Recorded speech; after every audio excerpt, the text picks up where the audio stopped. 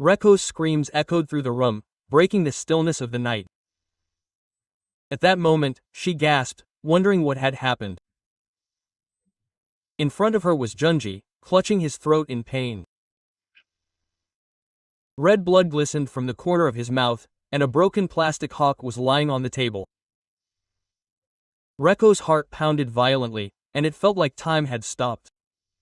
One after another, she slapped him on the back while screaming. A choking sound. A painful cry of "Kwa." It was as if life was thrashing in the back of his throat.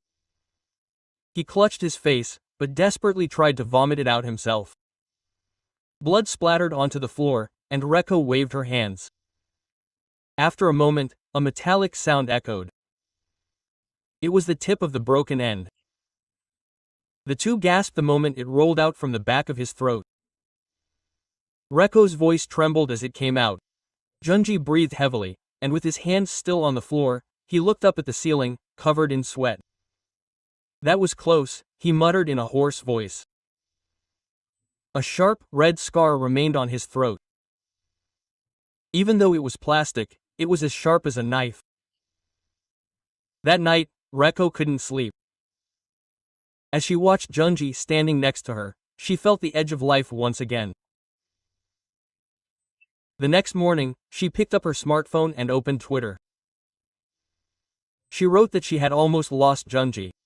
Her fingertips were shaking. She then vomited blood from her throat in the middle of the night. "Ga! Gwa!" She screamed in surprise when she heard him say that, and this was what she continued. She attached a photo of the broken fork to the side. The tines were completely broken and sharp. Just looking at it seemed to convey the pain. She added an explanation. It seems that she had been munching on the plastic fork when the tip broke off and she had swallowed it, and had to spit it out on her own.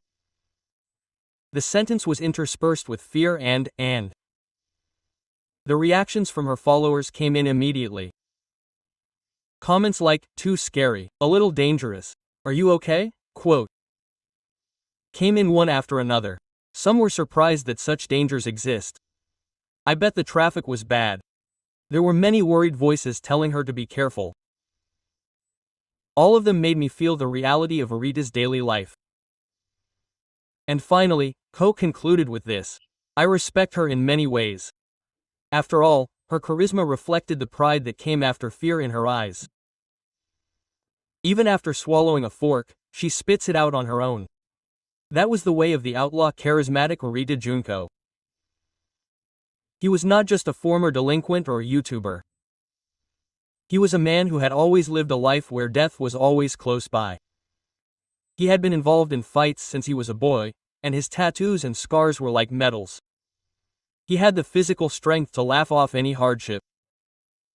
But what made me feel that he was charismatic was not just his love for his husband. His very way of doing things shook my soul. The events of the night were like a symbol of his life. Even after fighting through pain and bleeding, he would eventually stand up on his own. It was this attitude that made him a legend. Even with many sharp objects stuck in his throat, he won through guts, not fear. Meanwhile, Ko was quietly shedding tears over the flag. "This guy will come back to life again and again," she muttered to herself. "A man who solves problems on his own without calling an ambulance. That's Arita Junko. The strength to turn even danger into a joke."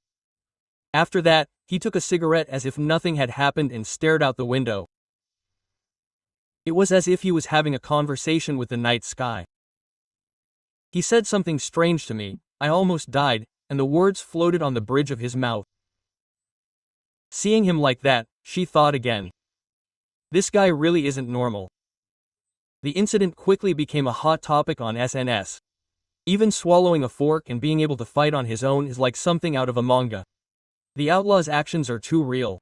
A man who can turn even life-threatening situations into drama. Such comments even made him trend. They added to the legend of Arita Junko. For him, danger is not fear, but a kind of spice in everyday life. The strength to turn even bleeding pain into laughter. That's the weight of the name Morita Junko. And always by his side is Reiko, his wife, who fears but continues to support him. Their relationship was like the University of Tokyo in the midst of a storm. He never loses his light even in the midst of danger and chaos. He even makes the night he vomited blood a funny story. Junji smiled and told Tsukureko that he was truly glad to be alive. I knew from Fujimiya that there was no lie in those words. His body told the story of how much training he had been through. There were countless old scars under Katu, and each one was proof of his path. The incident with the fork was just one of them. He is a man who chose to live in the midst of suffering. He is not afraid of pain and laughs away fear. That is why his fans call him a charismatic man. Even this glimpse did not change that.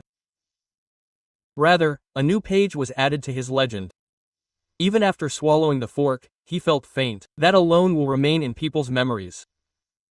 But behind it all lies love and bond. If it had not been for the child, that night might have ended differently. Love saved him, and strength made him shine. It was truly a hellish struggle for a married couple to survive. And today, the two of them continue to live their daily lives as usual. The food is served on the table again as they laugh about the night of the fork incident. Toreko says, "Let's use metal forks now." Junji laughs and replies, "No, not again." The laughter of the two echoes through the house. Even when facing life-threatening danger, Moore remains unchanged. That is Arita's strength. He transforms all fear and pain into the flavor of life. That is the way of life of a charismatic outlaw. And it is the pride of Reiko, who supports him by his side.